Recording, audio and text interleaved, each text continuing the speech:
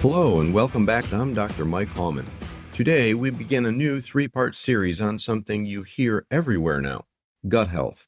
It's all over social media, reels, and wellness ads. We're bombarded with new healthy gut products, prebiotics, probiotics, postbiotics, and so much more. I get emails from self-proclaimed gut gurus who've never actually treated a patient, suggesting that I recommend their new gut formula for virtually everything. It seems that everybody's talking about gut health these days. But what does that actually mean? Is it just about your bowels or bloating? Is it about inflammation or immunity? Is it about motility or your microbiome? Is it about food or fiber? Or is it about leaky gut, food sensitivities, and mood manipulation? I've heard all of these postulated and so much more. Is gut health just another one of those modern marketing buzzwords that gets stretched so far that it ends up including everything and ultimately means nothing meaningful at all? Well, that's exactly what I plan to reveal in this series on gut health. We'll define what gut health is, why it matters, how your gut works, and why your digestion is deeply connected to your immune system, your nervous system, your energy, your mood, and your overall well-being. All of that without the hype and marketing confusion. In our second episode, we'll reset your gut with what to stop, what to start, and the practical daily habits that support your gastrointestinal system and a healthier you. In the final episode, we'll renew your approach, bringing it all together for the long haul. The gut-brain axis, the role of wise supplementation, and the habits that will help you move from trendy gut talk to sustainable gut stewardship. Now, I know that's a lot to digest. Are you ready to chew on it? So let's begin by answering the question, what is gut health? A recent expert consensus described gut health as a state of normal gastrointestinal function without active gastrointestinal disease and without gut-related symptoms that meaningfully affect an individual's quality of life. Now, that's a helpful definition because it means that a healthy gut is not merely the absence of a gastrointestinal medical diagnosis or a specific GI pathology. It's not just, well, I don't have an ulcer or a tumor, so I guess my gut's fine. Now, that's wonderful that your scans and your endoscopy exams are clear and that you have no structural pathology. Fantastic. But normal anatomy and structure are only part of the picture. Now, you know this to be true in other areas of your health. For example, not every knee pain is a dislocation, a fracture, a tumor, or a derangement, which are all structural issues. You can also have a knee problem because your body part is not working properly. That is a functional issue. So a healthy gut means that your entire digestive system is functioning properly as well. You digest food and absorb nutrients appropriately. You eliminate waste regularly and without difficulty. You're not burdened by ongoing pain, bloating, diarrhea, constipation, nausea, reflux, or other GI symptoms. That's a good starting point for a healthy gut function. So here's a helpful analogy. Think of your gastrointestinal tract like a very busy border crossing. The input is massive, the line is long, and there's much constant pressure to enter, both good and bad. Your gut border is presented with food, water, microbes, chemicals, medications, and so much more, requiring it to do something that's incredible. It has to be open enough to permit and absorb what nourishes you, but selective enough to keep out what harms you. This is the ultimate border patrol. It's an extremely high-level job description and a matter of life and death for you. Evaluate, sort, digest, absorb, defend, communicate, repair, repeat. All day, every day, with no time off, ever. Your gut is not just a simple transportation tube from front to back. It's a selective interface between the outside world and the inside of your body. That means that your gut health is much more than digestion. It includes motility, which is how food and waste move through the digestive system at the proper speed, not too fast, not too slow. It includes the intestinal barrier, which helps regulate what crosses into your body from the outside. It includes the immune system because 70 to 80% of your immune system activity occurs at the mucosal border of the gut. This surprises most people, but it makes sense because border patrol guards do their work at the border. That's where the action is. It also includes the microbiome, which is the community of microbes that participate in digestion, metabolism, and signaling. And it includes the gut-brain axis, which is the constant conversation between your digestive tract and your nervous system. My friend, that is why your gut is so important and why gastrointestinal dysfunction can have such a big impact on your overall health and well-being. When your gut is off, your whole body can feel unsettled. So, where do we start? Well, I find that there are three main hot topics causing people the most confusion these days. The gut microbiome barrier function, finally the gut-brain axis, think brain-body connection, for example. We'll begin with the microbiome because this is where most people either get fascinated, fixated, frustrated, or fortified. Your gut microbiome is an enormous community of about 40 trillion microorganisms. They're all living in your digestive tract. Some are helpful and symbiotic, some are pathologic, and some are opportunistic or context dependent. But all of them exist in relationship with the environment that you create inside of you, which is influenced by what you eat, what you drink, how you sleep, how active you are, your stress level, what medications you use, whether you're inflamed, how your bowels move, and even how your body handles daily rhythms and routines. All of these factors matter because your microbiome is not passive. It is incredibly active. It participates in the production of short-chain fatty acids like butyrate. It influences gut pH, the immune system, gut barrier function. It helps regulate inflammation and signaling through the gut-brain axis. It affects your mood, stress response, and your overall well-being. But here's where I want to offer an important caution. Do not make the perfect microbiome into an idol. It's important, yes.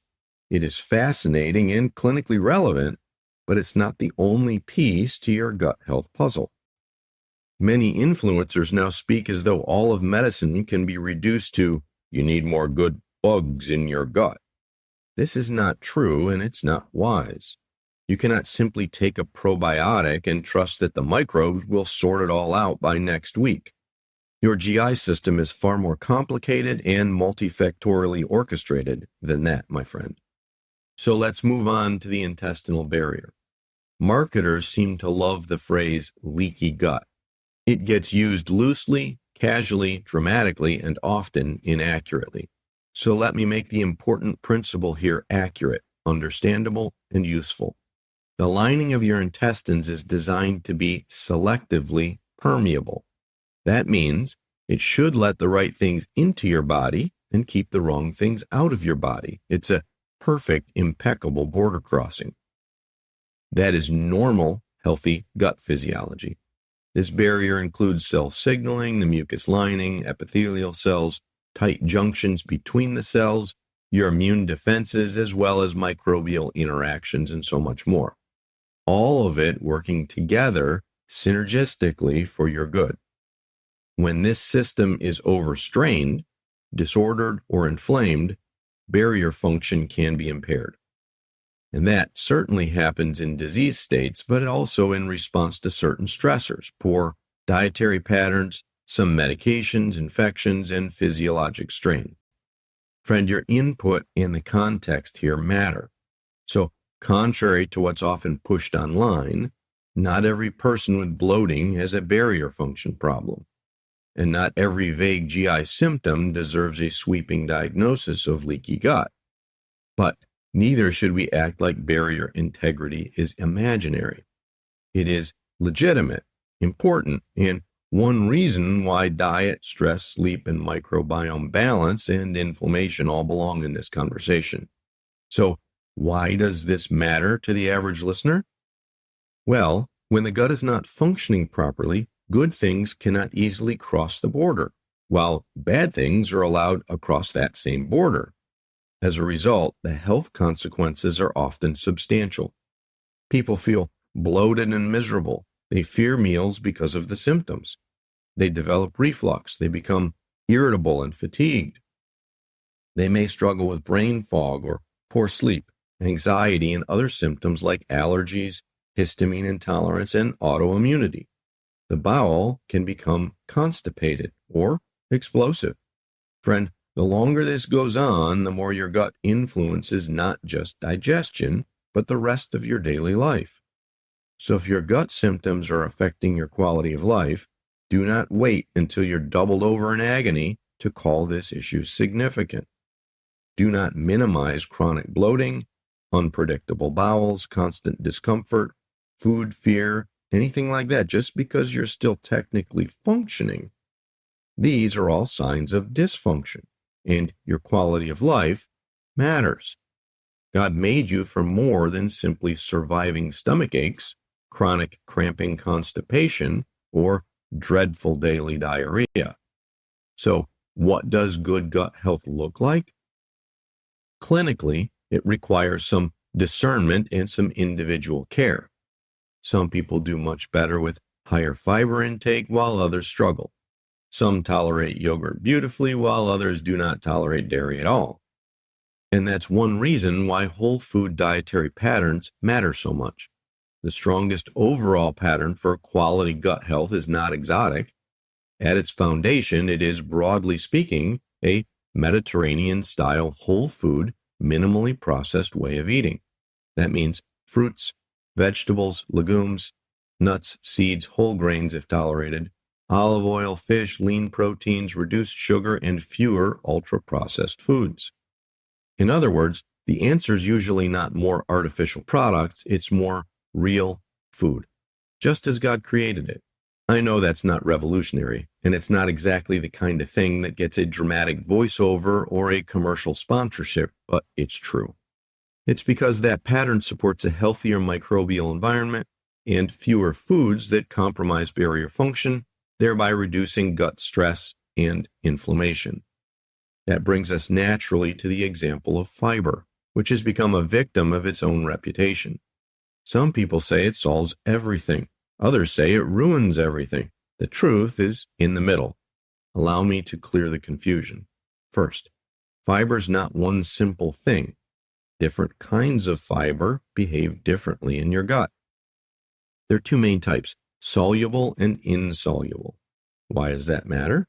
Because the fiber your gut tolerates and thrives on depends on your functional issues, your bowel pattern, your microbiome, and your sensitivities. I find that increasing soluble fiber is often the most useful starting point for many people.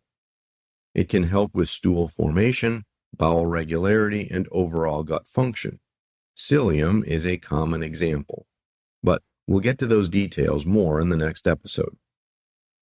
Insoluble fiber, especially in large amounts, can aggravate bloating and abdominal distension, causing discomfort. So when it comes to fiber, it's important to understand the type, the dose, the pace, and the context. And one more very important detail, fiber only works when it's accompanied by sufficient fluid. If you increase fiber without paying attention to hydration, you may get more frustration than fruit. Why is that? Because a major function of your colon is to remove water from your waste, conserving your fluid. So, if you are dehydrated, your stool may be too, making it more difficult to pass.